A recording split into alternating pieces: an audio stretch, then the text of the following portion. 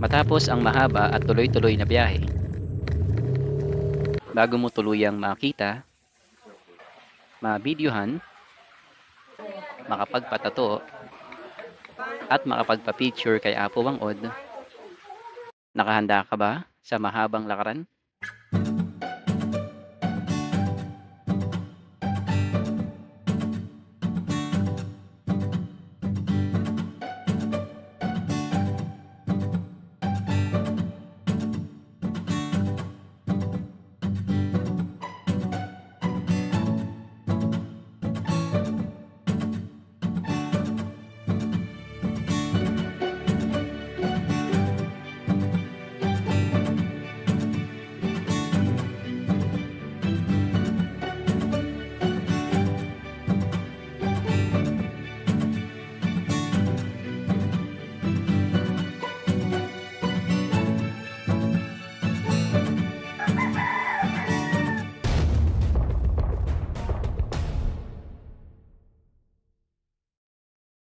Di pa man nagsisimula ang mahabang lakaran, aksidenteng nadulas ang aking asawa habang kami ay pababa.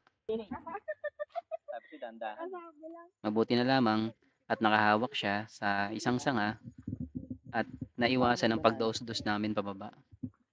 Tandaan lang. Buhatin mo. Pagbaba natin doon, buhatin mo. Hindi. Kaya ko kaya. Pa-side step, ma'am. Tinutokso tuloy kami ni ate na buhatin ko na lang yung asawa ko at tinuturuan niya rin kami ng tamang pagbaba.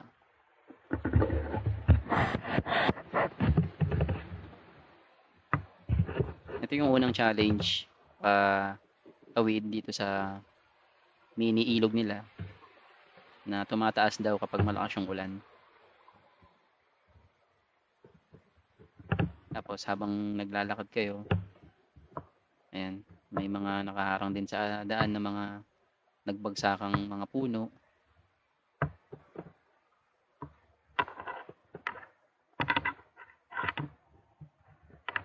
At sobrang matarik talaga yung daan, kaya nangangailangan ng lakas ng tuhod. May tandaan dito, no?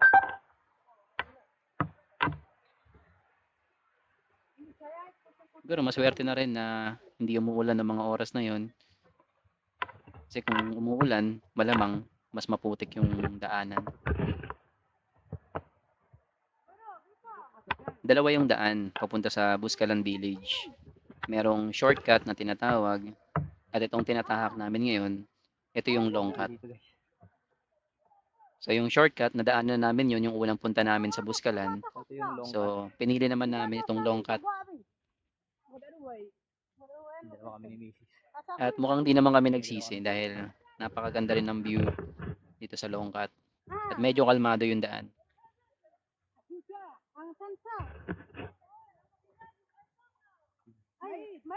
Ayan, ang dinadaanan namin ngayon dito, yung kanilang rice terraces. Ayan, dalawa nga pala yung tour guide namin. Si Ate Dorothy, tsaka si Ate Rebecca. Dahil weekdays, para magkaroon ng income yung mga tao doon. So per tourist, dala-dalawa yung tourist guide na nag-guide sa inyo. Tapos hahatiin na lang nila yung bayad. Nakatingin dito mga 5 PM. So, ito kami dumaan sa long cut. Kaya, napag-shortcut na kami dati.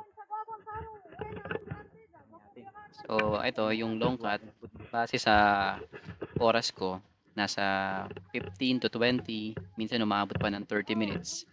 Depende sa pacing ng lakad nyo. Bakit dun sa pinaka-village. Malaking bagay din na meron kayong tourist guide. Kasi kung kayo lang, talagang hindi nyo alam yung terrain ng daan. Saka baka magaligaw-ligaw pa kayo. Ang laking factor na dalawa yung tourist guide namin. Tinuturuan nila kami nung tamang paraan nung pagtitrek dito. Kasi nga sobrang kitid nung daan at sobrang delikado. Yan, kagaya nyan. Pababayan, padaos-dos.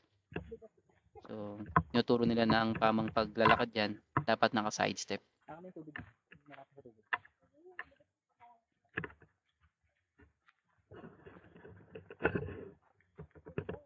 Hindi mo rin pansin yung pagod kasi habang naglalakad ka nga, napakaganda ng view na makikita mo. Napakasariwa ng hangin. Kailan po pwede anihin yan? Ngayong July, August. July, August. July, August. Tapos ayan, naikwento nga sa amin ni Ate Dorothy na yung mga palay dito, bayan yan nilang tinatanim. Tapos bayan yan din nilang aanihin yan. Kasi ate, Dorothy and Rebecca. Tapos paghahatian nyo ng buong village ng Buskalan, yung sobra, ibebenta nila sa mga kalapit bayan para meron silang extra income. Pero normally po, isa-isa lang talaga, no? Minsan.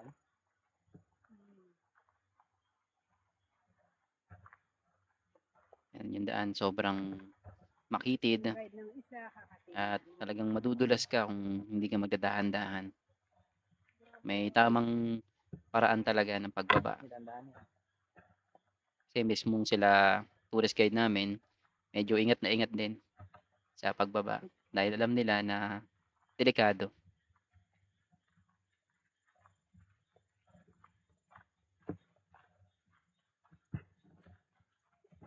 Mag-aalas 5 na nung nakababa kami dito sa bandang Rice Terraces. So para makaakyat dun sa Buskalan, yun nga, kailangan namin ng mga up to 20 minutes para hindi na kami abutan ng dilim sa daan kasi mas delikado kung madilim dito dahil nga walang mga ilaw. Ayun, tapos ayun nga, bago kami sa daan kaya hindi namin kabisado. Ayun, tingnan nyo yung tarik ng daan, sobrang dadaos-dos ka talaga kung di ka mag-iingat.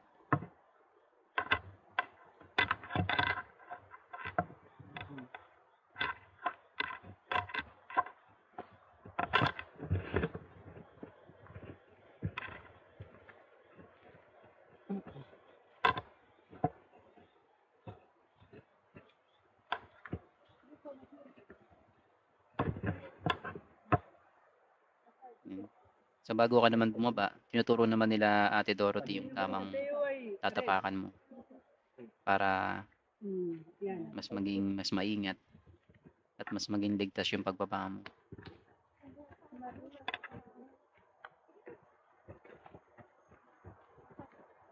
Side step. Side step and side step. Side step lang.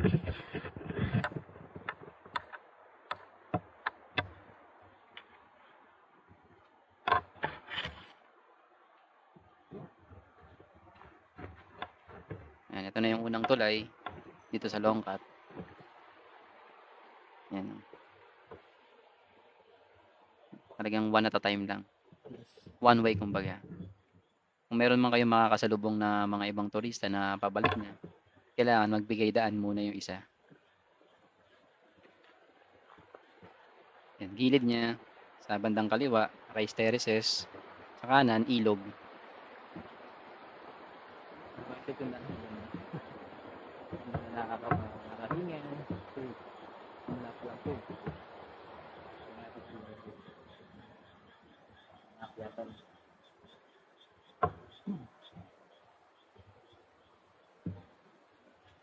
Ito yung Longcat na daan. Medyo kalmado talaga. Sarap daanan.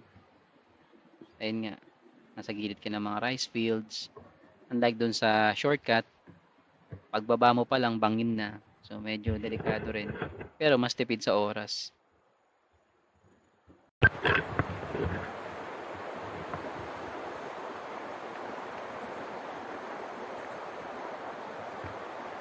Yan.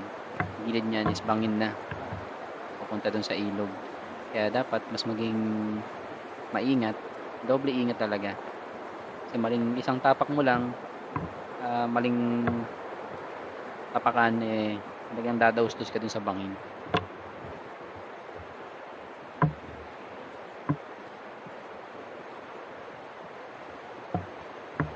Medyo masukal din yung daan. Yan. Pero wala naman siya yung mga kagaya ng mga sapot-sapot ng gagamba na madadaanan nyo. Talagang ano lang din. Chill lang.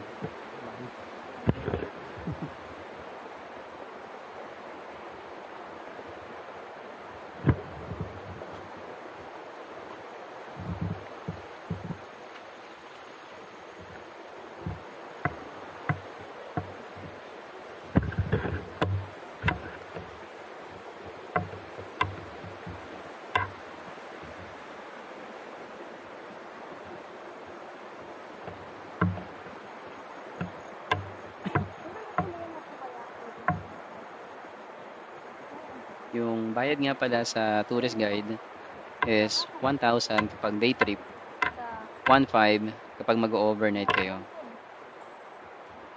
So yung 1,500 na ibabayad namin sa dalawang tourist guide namin, hahatiin na lang nila yon.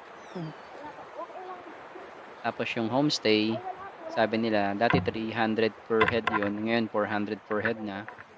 So parang homestay siya, bahay yun mismo ng tourist guide. So doon lang kayo mag-stay. Para kinabukasan, kung magpapatato na kayo kay Apo Bangod, first come first serve basis yun.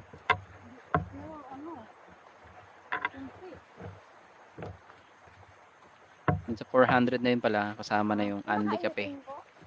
Buskalan Coffee, napakasarap. Tapos minsan, pwede kayo magbigay ng magpaluto na lang para makatipid kayo.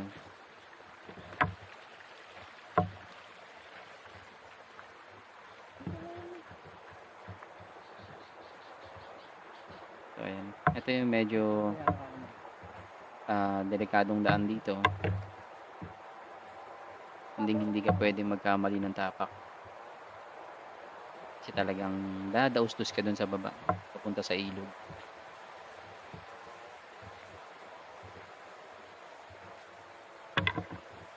Yan, kung nakikita nyo yung kabilang side, yun yung jump off point. Doon kami nagrehistro. Tapos sa kabilang parte, doon namin iniwan yung motor namin.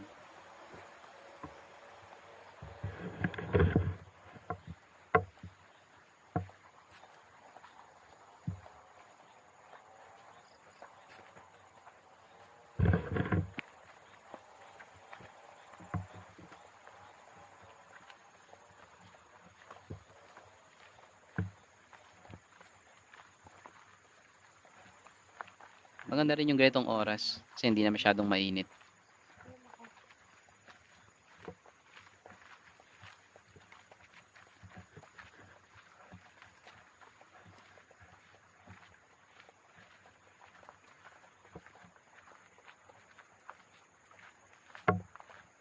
Nakita nyo naman, di ba? Tuloy-tuloy lang yung lakaran. Hindi pa kami nagpapahinga niyan. Bumiyahe pa kami mula sa highest point papunta dito sa Buskalan. So, tuloy-tuloy na biyahe talaga.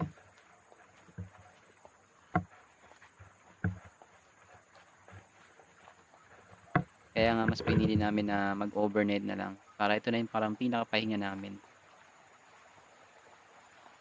Para tomorrow morning, mapagpa-signature tattoo tayo kay Apo Bangod.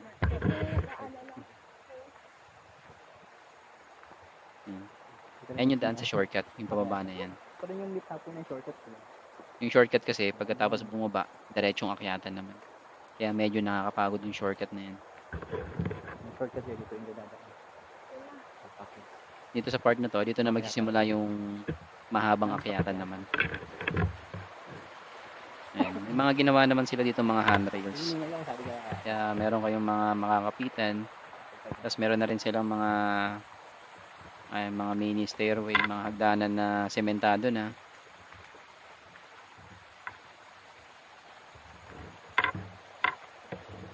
Pero makitid talaga yung daan. One way lang siya.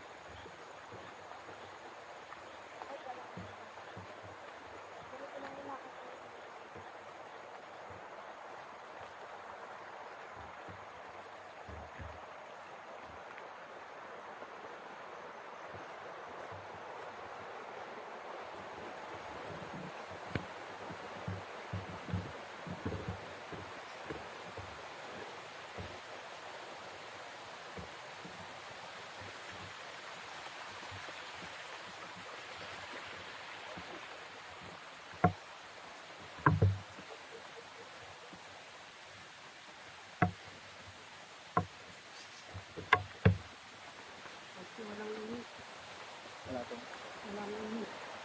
Oo nga, mainit.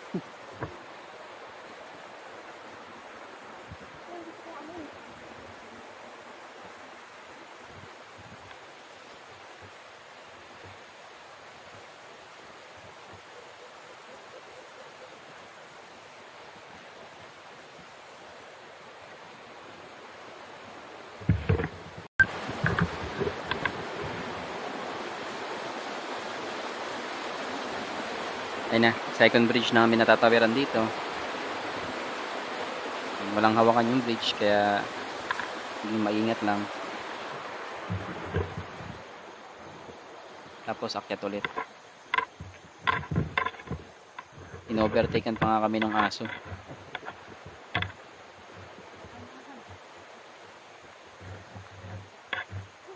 Nakapanasan mo. Sinabi mo ngayon.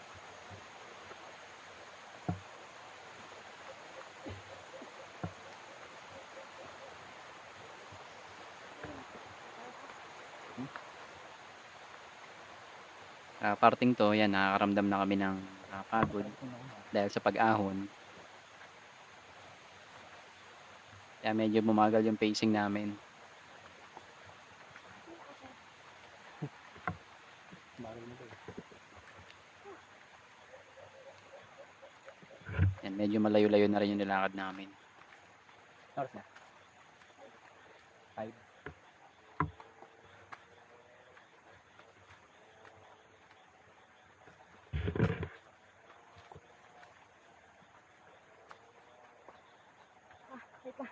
Ayan, so nagpahinga na kami. Hindi na kinaya yung pagod, pahinga muna. First pahinga namin.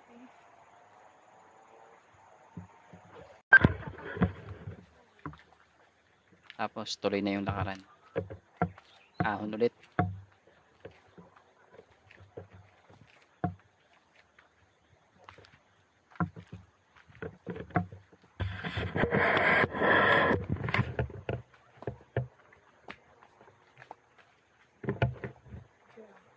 Mahirap magkwentuhan sa ganitong pagkakataon. Kasi titipirin mo na lang yung hangin mo.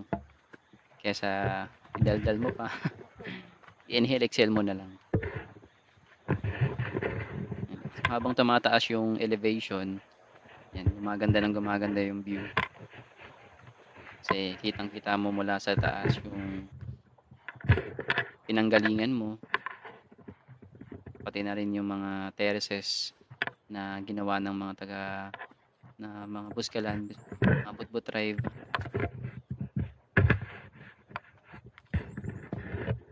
Kaya nakakabilib din yung mga tourist guide dito. Talagang tinatsaga nila yung pag-akyat panaog mula doon sa jump on point hanggang sa Buskalan Village.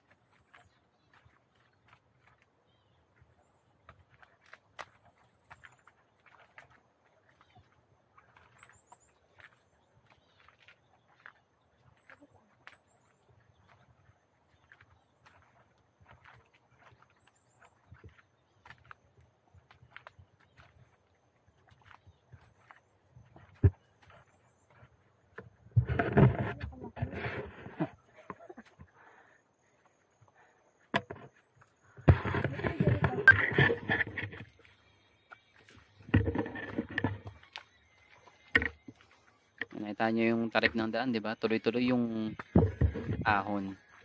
Pwede naman kayong huminto. Dalihin rin naman yung mga tourist guide nyo kapag sinabi nyo gusto nyo magpahinga. Pero kami nga, dahil nga iniiwasan namin abutan ng dilim sa daan. Kaya yan, medyo matitiis pa naman namin yung pagod.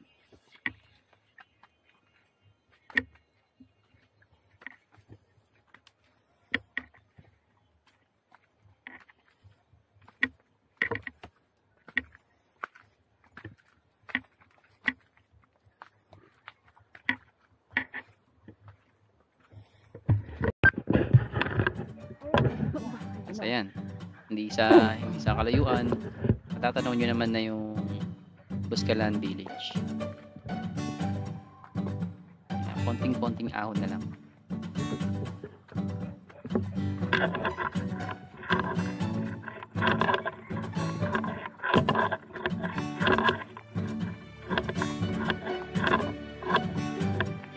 Sobrang kakaibang experience to, yung pag-trek dito sa Buskalan.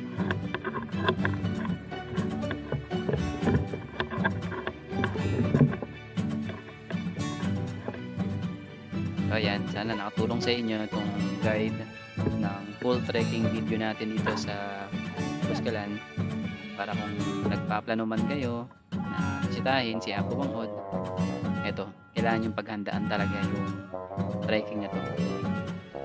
Magbaon ng tubig, takas ng tuhod, syempre ng sapat na hininga. Lagi kayong hihinga dyan syempre. So yan, so roughly mga nasa 20 minutes, 25 minutes narating namin yung pinakataas.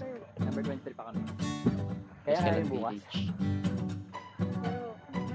Kaya malamang sa malamang to, Maraming mali. pagka-check-in namin dun sa homestay namin, bagsak na kami pareho nito.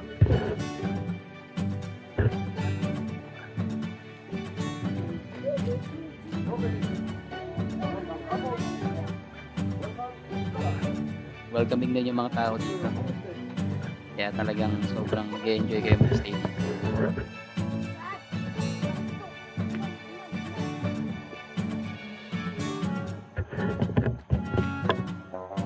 Yan yung view. Di ba? Napakaganda.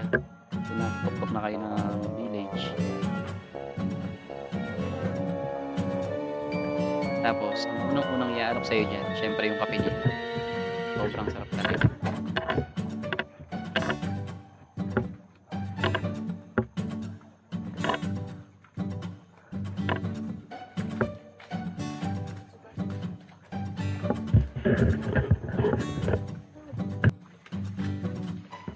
Ayan.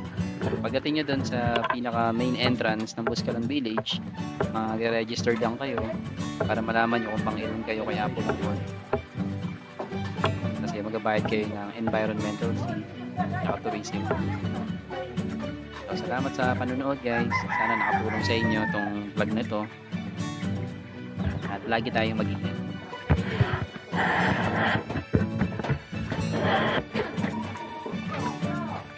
Goodbye mga kajutsu.